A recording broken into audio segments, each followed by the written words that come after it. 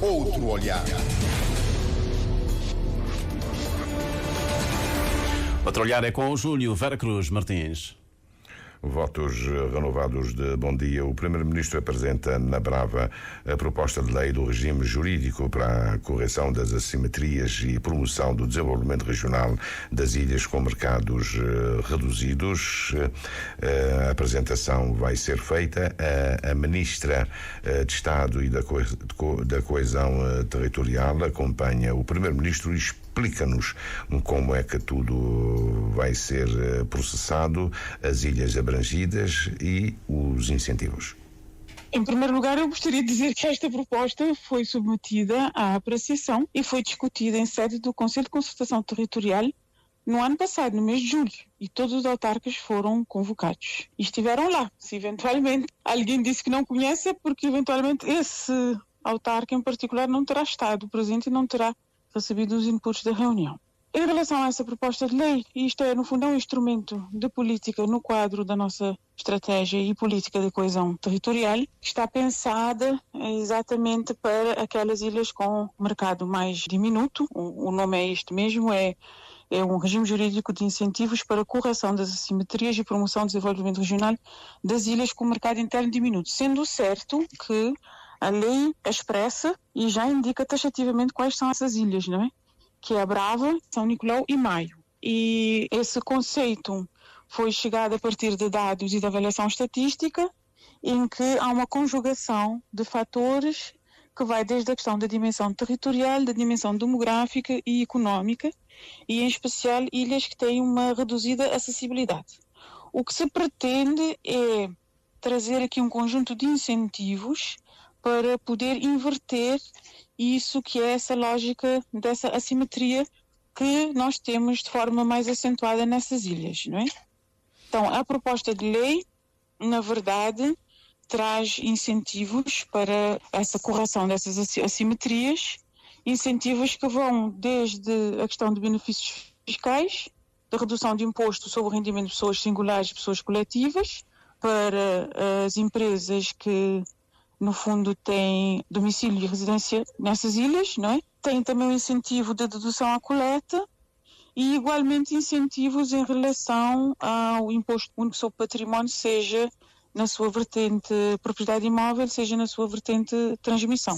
Esta proposta também tem em perspectiva a redução das propinas, que são devidas pelos alunos que no fundo têm origem e fizeram o ensino secundário nestas ilhas, exatamente como forma de fazer um incentivo, e ainda traz um subsídio para a fixação dos técnicos, em especial de algumas categorias de profissionais que deixam falta nos municípios para poder ajudar a promover aquilo que é o desenvolvimento necessário que essas ilhas precisam, não é? Igualmente também a fixação para técnicos superiores e pessoal dirigente. No fundo o que se quer é gerar a partir deste quadro de incentivo uma maior dinâmica, sendo certo que há uma tónica essencial que tem a ver com a subsidiação da mobilidade, ou seja, no quadro do transporte, exatamente para que haja mais afluência de pessoas, mais movimentação de pessoas e, por conseguinte, trazer e mudar o ciclo da pouca dinâmica que existe nesses lugares. Então, eu diria que é o primeiro instrumento de correção das assimetrias virado para as ilhas, sendo certo que outros têm estado a ser trabalhados e eu aproveito para referir ao Índice de Coesão Territorial que foi desenhado e que integrou a questão da distribuição do Fundo de Financiamento Municipal. Só que esta lei ainda está no Parlamento, porque faz parte de um pacote e está junto com a Lei de Base do Orçamento Municipal, devem caminhar juntos por uma questão de coerência política, eu diria. Quando fala em propinas do ensino superior? Das universidades, do ensino... Das universidades. São 22 municípios. Já fez... Não, estou a dizer que esta proposta está virada para essas 3 ilhas. Sim. Que são consideradas ilhas de mercado diminuto. Portanto, é Brava, São Nicolau e Maio. Pois, eu estou a dizer. O país tem 22 municípios. Qual é o caminho percorrido pelo Governo para chegar a essas 3 ilhas? Foram realizados estudos? A consideração de ilhas de mercado diminuto tem no seu pressuposto essencial uma conjugação de fatores que tem a ver com a questão da dimensão territorial, com a questão demográfica e económica e com a questão da reduzida acessibilidade. São esses os fatores que fazem com que essas ilhas, na verdade, tenham um nível de assimetria mais aprofundado e um nível de insularidade maior em relação às demais outras. E é neste contexto, também tendo em conta aquilo que é a realidade dessas ilhas, que se desenvolveu esses mecanismos. Eu devo dizer que os dados subjacentes à concepção e à formulação dessas medidas de política têm a ver também, inclusive, com a questão do volume de negócios que normalmente existe nessas ilhas, não é? Considerando também, estamos a considerar neste momento a questão do volume de negócios porque as referências em relação ao PIB, de acordo com as estatísticas, são mais longínquas no tempo. Mas existe um paralelismo estabelecido e é neste contexto que se desenvolveu este conceito, tomando por base essas ilhas, tomando por base a superfície, a população, o volume de negócio das empresas. No fundo, é a conjugação desses fatores é que nos dá mais ou menos o que seria a caracterização delas em relação às demais. Mostram ter mais dificuldade em termos de acessibilidade e é neste contexto que se desenvolve a medida de política. Quando fala em incentivos para a fixação de determinadas categorias profissionais, é o regresso do tal subsídio de isolamento? De facto, o nome é ingrato, é o isolamento. O que se quer exatamente é inverter essa lógica, mas é preciso criar incentivos, não é? E esses incentivos têm que efetivamente estimular e vai na linha da redução, é feito de uma forma diferente, tem mais a ver com a questão da redução do imposto, do IUR, não é? Para esses técnicos, como forma de incentivar. No fundo, vai gerar um rendimento maior nas pessoas que residirem nessas ilhas, para constituir um atrativo para que ali permaneçam e possam contribuir com o processo de desenvolvimento dessas ilhas. Qual é a redução do IUR? Há estudos feitos? Nós temos a proposta em relação às deduções de impostos, são de 30%. Acho que é um valor que realmente é atrativo, bem significativo, e para as pessoas seria de 30%. As pessoas deixariam de pagar mais imposto e teria essa implicação negativa. Falou em determinadas categorias profissionais. Dependendo... Sim, normalmente tem a ver com as categorias profissionais que mais deixam falta a nível dos municípios. Nós sabemos como é difícil, por exemplo, nós não podemos ter como referência por exemplo, nem Praia nem São Vicente, mas temos sempre que ter presente a dificuldade que é se ter engenheiros, arquitetos e contabilistas, não é? Nas outras ilhas. E é neste sentido que se pensou no subsídio. Bom, espera-se que o Parlamento chegue a consensos e consiga viabilizar a Lei de Finanças Locais. De contrário, o Governo tem alternativas de compensação a municípios pequenos, não sendo ilhas, mas sendo municípios pequenos, com um mercado extremamente reduzido também. É bom lembrar, sou jornalista, que o Governo tem um quadro de financiamento dos municípios que não passa somente pelo Fundo de Financiamento Municipal, mas que também integra o Fundo do Turismo e o Fundo do Ambiente, não é? Hoje em dia, os municípios podem perspectivar o processo de desenvolvimento tendo em conta que se aprovam anualmente diretivas do turismo e do ambiente, ou seja, já conhecem os valores que lhes serão atribuídos e são eles mesmos que apresentam os projetos os projetos que devem ser desenvolvidos nessas duas vertentes. Significa que há mais disponibilidade, há mais meios e há mais recursos que vêm sendo alocados, para além dos contratos de programas que são feitos e normalmente abrangem todos os municípios. Eu gostaria de dizer que é uma narrativa recorrente que o Governo faz discriminação, mas essa é uma narrativa que não se suporta em factos, porque, como eu disse, há sempre a oportunidade de se vislumbrar aquilo que são os valores que foram afetos até agora, está tudo publicado em diretivas. A questão que se coloca é que cada município tem o seu ritmo e as verbas e os desembolsos são feitos em função da prestação de contas. E é isso que se tem que ter em conta, que no fundo o nível de desembolso e de execução é que determina, não é, que se faça mais desembolsos. Mas que efetivamente o tratamento é igual, é isto que é o posicionamento, é isto que vem acontecendo e é isto que tem sido a prática. Também é importante dizer que os municípios também devem fazer esforços próprios para aumentar as suas capacidades de geração de receitas, não é? Devem promover mais cobrança em relação aos impostos municipais, em relação às taxas municipais, e isto sempre é possível fazer.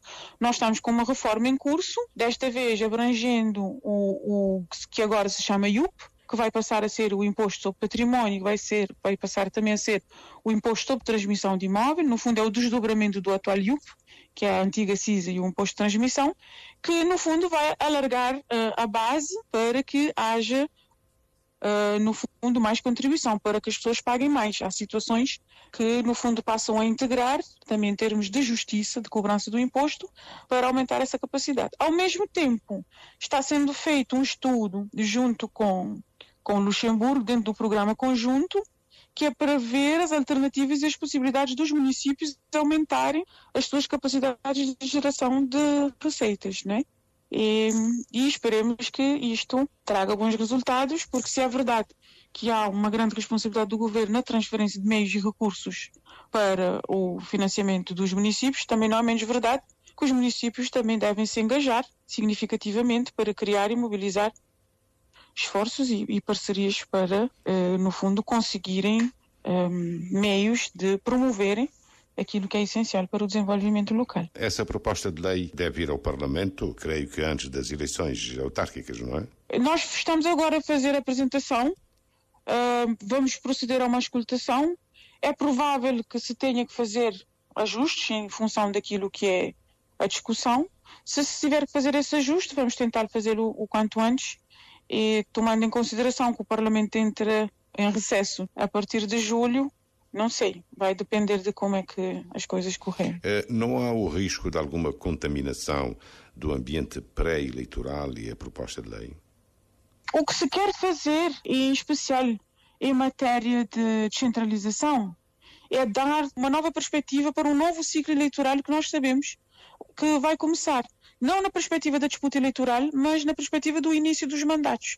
Quer-se que, com o início do novo ciclo autárquico, haja uma nova lei de base, de orçamento municipal, uma nova lei de finanças locais, um novo estatuto de municípios, uma nova lei do imposto sobre património, da transmissão sobre património, no fundo para que todos os autárquicos possam começar com uma boa base, com instrumentos fortes, com melhores perspectivas, não é? E que a governação local seja cada vez mais eficaz e eficiente.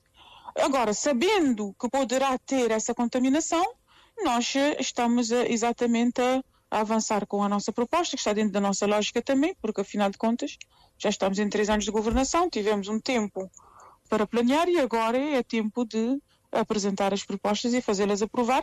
E é ótimo que sejam aprovadas a um tempo que se possa aproveitar e tirar o melhor proveito dessas iniciativas, que seria, obviamente, com o início do próximo ciclo. Em sendo aprovada a proposta, eu não conheço os termos da iniciativa do Governo, haverá prazos para observação periódica das condições, se mantém ou se há alteração? Sim. A própria lei vai estabelecer que de tempo a tempo é feita uma análise, porque é esperado que, no fundo, se consiga evoluir, não é? Para romper o ciclo. Ou seja, terá que necessariamente que haver uma avaliação periódica da sua aplicação, da sua execuibilidade e, eventualmente, haverá um tempo em que, se tudo correr bem, não será necessário, não é? Porque já teremos atingido a tal dinâmica que se quer, para que possam deixar de ser de mercado diminuto. No pressuposto das ligações marítimas interilhas fluírem com mais facilidade para permitir a essas ilhas...